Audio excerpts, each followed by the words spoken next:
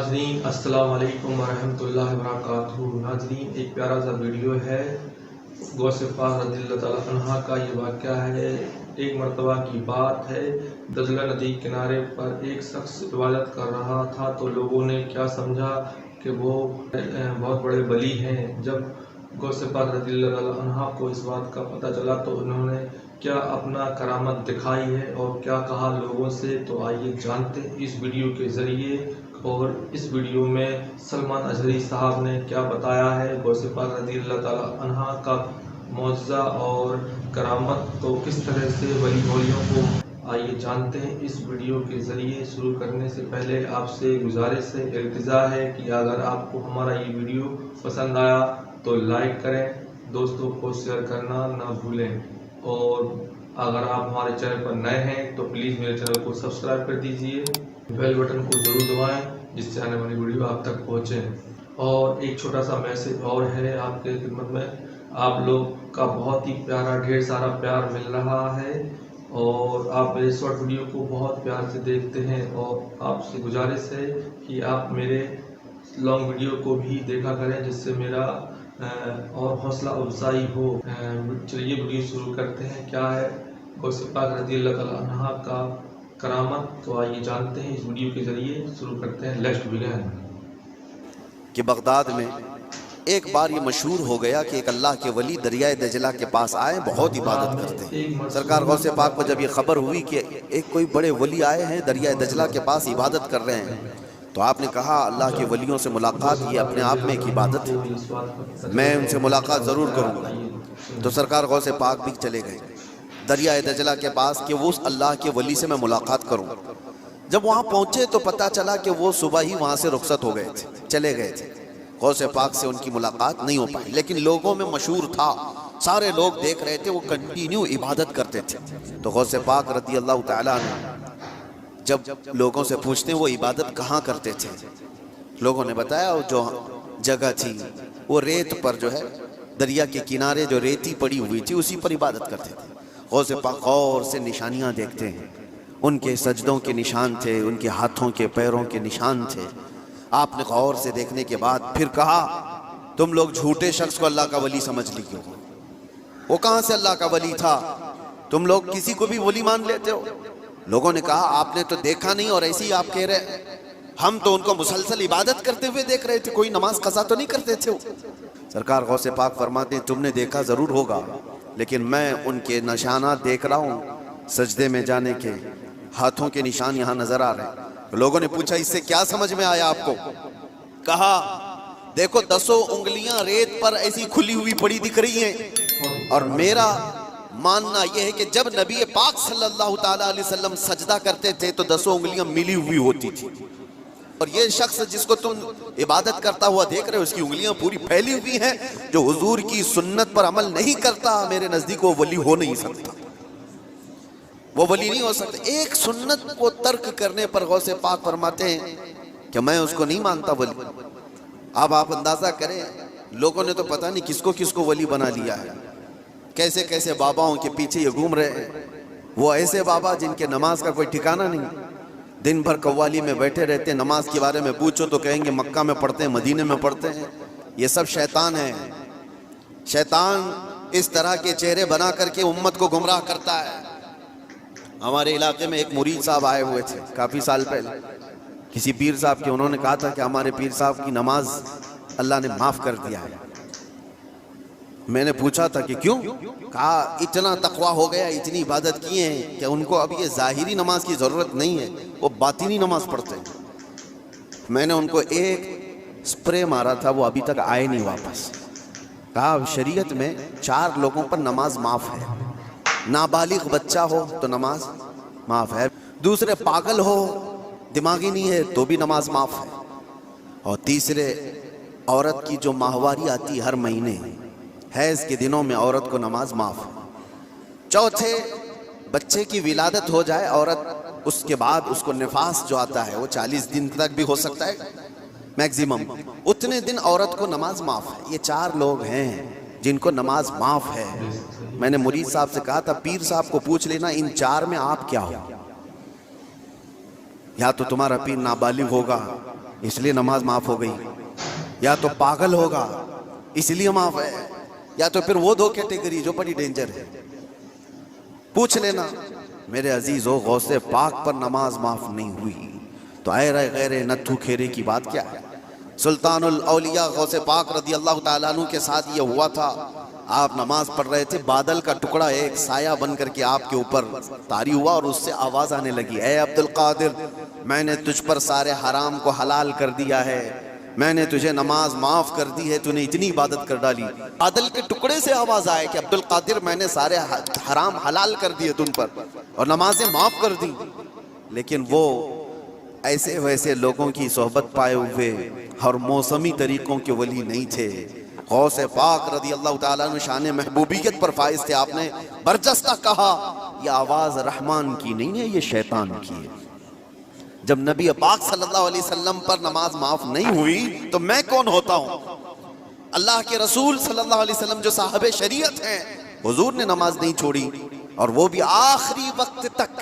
جانتے ہو روایات میں موجود ہے اس وقت رسول اللہ صلی اللہ علیہ وسلم حجرے سے باہر آ رہے تھے جب آپ کی وفات کو چند ہی دن باقی تھے۔ حضرت ابو بکر صدیق امامت کر رہے تھے، لیکن اس کے باوجود رسول پاک صلی اللہ علیہ وسلم سخت علالت کے بعد حجرے سے باہر تشریف لائے تھے، اس حالت میں کہ روایات میں موجود ہے حضور دو صحابہ کے کندھوں پر ہاتھ رکھ کر کے باہر آ رہے تھے، پیر زمین پر نہیں لگ رہے تھے۔ اس قدر شدت کی تکلیف کے ساتھ بھی نبی پاک صلی اللہ علیہ وسلم مسجد میں تشریف لا رہے ہیں، اور یہاں مرغ مسلم توڑتے ہوئے بیٹھے ہوئے وہ پیر کہتے ہیں کہ ہمارے لیے نماز معاف ہے۔ غوث پاک نے جب یہ کہا کہ یہ رحمان کی آواز نہیں، یہ شیطان ہے، میرے لیے نماز معاف نہیں ہو سکتی، تو غوث پاک رضی اللہ تعالیٰ عنہ پر اس نے غرور اور تکبر میں لانے کے لیے ایک دوسرا حملہ کیا تھا اور کہا عبد القادر تم بہت پڑھے لکھے ہو، بہت علم ہے تمہارے پاس، تم پڑھے لکھے نہ ہوتے، علم نہ ہوتا تو آج میرے گمراہی میں آ جاتا۔ شیطان اپنی اصلی حالت پر آ گیا، کہا ٹھیک ہے تم نے مجھے پہچان لیا لیکن تم بہت پڑھے لکھے ہو، تمہارا علم اتنا ہے کہ تم بچ گئے۔ غوث پاک نے کہا تو دوسرا حملہ کر رہا ہے مجھ پر، میرے علم نے نہیں بچایا، مجھے رب کے فضل نے بچایا۔ یہاں پر بھی آدمی بہک سکتا ہے، اگر ہاں کہہ دیا کہ ہاں میں تو پڑھا لکھا ہوں، میں بہت علم والا ہوں، اسی لیے بہت سارے علم والے بھی بھسم ہو گئے، علم والے بھی بہک گئے۔ علم کے ساتھ رب کا فضل ہے تو پھر وہ بچ جاتا ہے۔ میرے عزیزو عرض یہ کرنا ہے کہ حضور پاک صلی اللہ علیہ وسلم کی شریعت کو چھوڑ کر کے کوئی ولی نہیں ہو سکتا۔ غوث پاک رضی اللہ تعالیٰ عنہ کی 11ویں کرنے والے، نیاز کرنے والے سب سے میرا ایک ہی کہنا ہے اور سب کے لیے ایک میسج ہے کہ تمہاری 11ویں، تمہارے کھچڑے، تمہارے نیاز یہ فرض نہیں نہ ہی واجب ہیں، مستحب کے درجے میں آ سکتے ہیں، لیکن فجر کی نماز سے لے کر عشاء کی نماز تک فرض یہ تمہارے اوپر ایسا ضروری ہے کہ اس چیز کے لیے کوئی معافی نہیں ہے۔ ایک سال تم نے دیگ نہیں بنائی، نیاز نہیں کی تو قیامت کے دن نہیں پوچھا جائے گا کہ تم غوث پاک کی فاتحہ کرتے تھے کہ نہیں کرتے تھے، یہ سوال نہیں ہوگا، لیکن یہ سوال ضرور ہوگا کہ فجر میں اٹھے کیوں نہیں تھے، اتنی نمازیں قضا کیوں ہوئی تم سے۔ میرے عزیزو نوافل اور مستحبات میں پڑی ہوئی یہ امت، میں منع نہیں کرتا، آپ شوق سے، ہم بھی کرتے غوث پاک رضی اللہ تعالیٰ عنہ کے دربار میں ایصال ثواب کے لیے، مرحومین کے لیے ہم نیاز، فاتحہ ساری چیزیں کرتے ہیں، لیکن اس کا مطلب یہ نہیں ہے کہ کل وہی ہے اور اللہ تبارک و تعالیٰ کی یہ عبادتیں کچھ معنی نہیں رکھتی، نماز نہیں ہے، قرآن نہیں ہے۔ عزیزان گرامی میں ان لوگوں سے پوچھتا ہوں جو 2-2 3-3 گھنٹے قوالیوں پر رقص کرتے ہیں، قرآن کی ایک سورہ بھی تو سن کے دکھاؤ، وہ رب کا کلام ہے، اللہ کا کلام ہے، کسی قاری قرآن سے تم قرأت سن کر کے جھومو، پھر پتہ چلے کہ ایمان تمہارے دل میں کتنا ہے۔ ڈھول باجوں پر رقص کرنے والی قوم، ایمان سے اگر تعلق ہے تو ان خرافات میں نہیں جا سکتا۔ کہ ہم سنیوں پر ایک بڑا الزام یہ لگایا جاتا ہے کہ یہ صرف چادر گاگر جلوس فاتحہ نیاز 11ویں والے لوگ ہیں۔ میرے عزیزو وہ ایک پارٹ ہے، ظالموں نے جس طرح کا یہ ہمارے اوپر الزام لگا کر رکھا ہے کہ یہ سجدے کرنے والے لوگ ہیں، قبر کی پوجا کرنے والے لوگ ہیں، اور مزارات اولیاء پر جا کر شرک و بدعت کرنے والے لوگ ہیں، دنیا کو یہ پھیلا کر کے رکھا گیا۔ ہم اس سے برات کا اظہار کرتے ہیں۔ ہم سنی مزار کو سجدہ تو چھوڑو، ہم رسول کو بھی سجدہ نہیں کرتے۔ سجدہ صرف اور صرف اللہ وحدہ لا شریک کے لیے ہے، عبادت صرف اللہ رب العزت کے لیے ہے۔ سجدہ تو دور کی بات، جھکنا بھی جائز نہیں ہے، جھکنا بھی جائز نہیں۔ ہم اس عقیدے کے حامل ہیں الحمدللہ، مزارات پر جاتے ہیں تو شرک و بدعت کے لیے نہیں، میرے مصطفیٰ کے فرمان پر جاتے ہیں۔ اور رہی بات اولیاء کاملین کے مزارات پر جا کر دعا کرنا، یہ قرآن سے ہم اخذ کرتے ہیں کہ سیدنا زکریا علیہ السلام، زکریا علیہ السلام اللہ کے نبی ہیں، پتہ ہے بیت المقدس کے امام، قرآن میں ہے 3 پارے میں، سورہ آل عمران، آپ پڑھ کر کے دیکھنا، ان کو اولاد نہیں تھی، 90 سال کی قریب عمر ہو گئی تھی، لیکن اسی وقت بیت المقدس میں حضرت بی بی مریم کو لایا گیا تھا۔ ان کی والدہ حنا، ان کو بھی اولاد نہیں تھی، انہوں نے منت کی تھی کہ اللہ اگر ہم کو تو بیٹا دے تو ہم بیت المقدس کی خدمت میں وقف کریں گے۔ بیٹا نہیں ہوا، بیٹی ہوئی، منت کے مطابق انہوں نے اپنی بیٹی کا نام مریم رکھا اور لا کر کے بیت المقدس میں وقف کر دیا بچپن میں۔ تو کس کو دیا جائے گا؟ جو بیت المقدس کے امام تھے، متولی تھے، حضرت زکریا علیہ السلام، ان کے ہاتھ میں دیا گیا کہ بچی وقف ہے۔ حضرت زکریا علیہ السلام نے قبول کیا اور ایک محراب میں بچی کو رکھتے تھے۔ قرآن میں یہ ذکر ہے، میں بتا رہا ہوں آپ کو۔ اور حضرت زکریا علیہ السلام کہتے ہیں کلما دخل علیہا زکریا المحراب وجد عندها رزقا قالت یا مریم انا لکی ھذا قالت هو من عند اللہ ان اللہ یرزق من یشاء بغیر حساب۔ جب حضرت زکریا علیہ السلام محراب مریم میں جاتے تو کہتے ہیں قسم قسم کے پھل وہاں پر رکھے ہوئے پاتے تھے۔ تو حضرت زکریا پوچھتے مریم یہ سب تیرے پاس کہاں سے آتا ہے؟ حضرت مریم کہتی ہے سب اللہ کی طرف سے ہے، اللہ جسے چاہے بے حساب رزق دیتا ہے۔ مریم کون ہے؟ نبی نہیں ہے حضرت مریم، ہاں اللہ کی ولیاں ہیں، پاکیزہ مقدس ہستی، لیکن ان کو اللہ تبارک و تعالیٰ نے وہ کرامات سے نوازا تھا، وہ بچپن میں پھل وغیرہ ان کو رزق کے طور پر پہنچ رہا تھا۔ اس کے بعد کی جو آیت ہے اب سنو، تعالیٰ فرماتا ہے ہنالک دعا زکریا ربہ قال رب ہب لی من لدنک ذریۃ طیبۃ انک سمیع الدعاء۔ زکریا علیہ السلام کو بھی اولاد نہیں تھی، تو اسی مریم کے محراب میں کھڑے ہو گئے جہاں بی بی مریم تھی، کہا اے اللہ مجھے بھی ایک بیٹا عطا کرتے ہیں۔ ہنالک دعا زکریا ربہ، یہ قرآن کی آیت ہے۔ زکریا علیہ السلام نے اپنے رب سے دعا کی اللہ مجھے بھی ایک بیٹا دے دے، تیری جانب سے نیک و صالح بیٹا عطا کر دے۔ اب یہ دعا تو ہو گئی، اور قرآن میں اس کے فوراً بعد آیت ہے فنادته الملائکۃ وهو قائم یصلی فی المحراب ان اللہ یبشرک بیحییٰ۔ اسی وقت اللہ کے فرشتوں نے بشارت دے دی زکریا علیہ السلام کو تمہاری دعا قبول ہو گئی اور یحییٰ علیہ السلام کی شکل میں تمہیں بیٹا ملنے والا ہے۔ اتنی تیز دعا۔ اب میں آپ کو بتاتا ہوں یہ آیت میں کیوں پڑھ رہا ہوں اور کیوں آپ کے سامنے رکھ رہا ہوں۔ زکریا علیہ السلام خود اللہ کے نبی ہیں، اور جہاں کے امام ہے وہ بیت المقدس ہے، دنیا کا سب سے مقدس ترین مقام اس وقت بیت المقدس میں۔ حضرت زکریا علیہ السلام جہاں عبادت کرتے تھے وہیں پہ دعا بھی تو کر سکتے تھے، وہیں پر دعا کر سکتے تھے، لیکن قرآن یہ کہتا ہے وہ محراب مریم میں آ کر کے دعا کر رہے ہیں۔ محراب مریم میں جہاں بی بی مریم بیٹھی وہاں دعا کر رہے ہیں۔ اس سے پتہ یہ چلتا ہے کہ اللہ کے صالح بندے جہاں ہوتے ہیں وہاں سے دعائیں قبول ہوتی ہیں، اللہ کے ولی رہا کرتے ہیں وہاں سے جب نبی کی دعا قبول ہوتی ہے تو پھر امتی کی کیوں نہیں قبول ہوتی؟ اور فوراً دعا قبول ہوئی اور بیٹا بھی ملا۔ اب یہ لوگ کہتے ہیں غریب نواز کے یہاں جاتے ہیں تو کیا بیٹا ملتا ہے؟ بیٹی ملتی ہے، اولاد مانگنے جاتے ہیں۔ ظالمو تمہیں پتہ نہیں زکریا علیہ السلام بی بی مریم کے پاس کھڑے ہو کر بیٹا مانگے تھے تو بیٹا نبی کی شکل میں ملا تھا۔ ہاں یہ نہیں ہے کہ وہ بی بی مریم سے مانگ رہے تھے، وہ اللہ سے مانگ رہے تھے، لیکن جگہ کون سی ہے؟ جگہ کا بھی اثر ہوتا ہے۔ ہاں ایک بات میں آپ کو بتا دوں کہ جگہ کا اگر اثر نہیں ہوتا تو مسجدیں اور یہ ساری چیزیں بنانے کی ضرورت کیا ہوتی؟ عبادت کرنے کے لیے بھی جگہ ہے، آپ کا ٹریٹمنٹ کرنے کے لیے ہاسپٹل میں بھی جگہ ہے، ہر چیز ایک ایک جگہ پر ہوتی ہے کہ نہیں ہوتی؟ ہوتی۔ جن لوگوں کا وہ ماننا ہے کہ کچھ بھی نہیں ضروری ہے وہاں جانا یہاں جانا، تو میں ان سے کہتا ہوں کبھی باتھ روم میں بیٹھ کر کے ڈاکٹر سے اپنا علاج کرا لو گے؟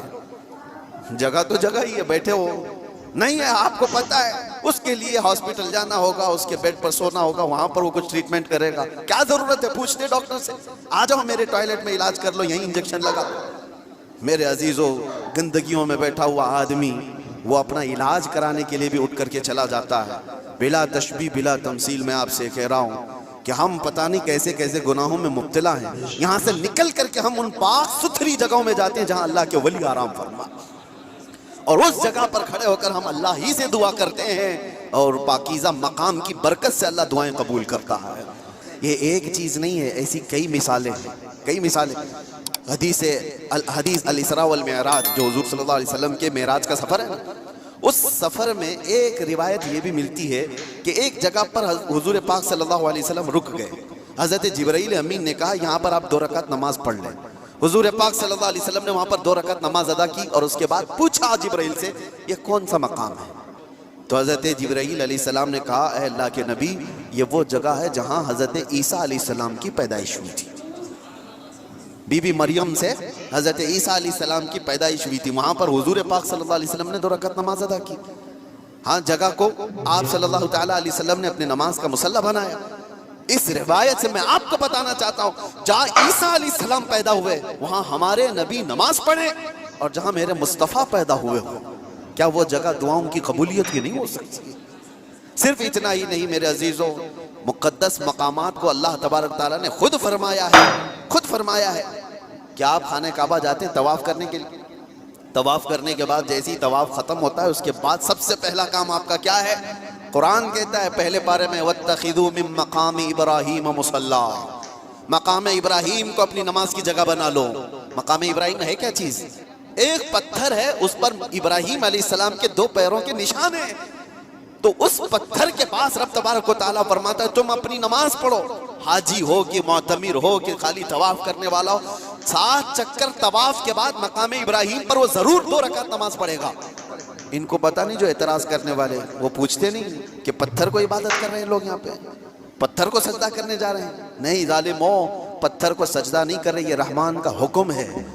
رحمان کا حکم ہے, اس لیے حکم ہے کہ وہ پتھر اب افضل ہو گیا جس پر اللہ کے نبی کے پیروں کے نشان ہیں, جس پر کھڑے ہو کر ابراہیم علیہ السلام نے پورے کعبے کی عمارت تعمیر کی تھی, وہ پتھر افضل ہو گیا. اب آپ سوچو پتھر کھڑے ہونے والے نبی کی وجہ سے افضل ہے تو پھر وہ نبی کتنے افضل ہیں, ہاں ان کے قدم کتنے افضل ہیں. ہم تبرکات والے لوگ ہیں اس لیے ہم ان کی نہیں مانتے. ہم تو چھوٹی سی بھی کوئی چیز نسبت کی ملتی ہے تو ہم اس کو احترام سے سر آنکھوں پر رکھتے ہیں.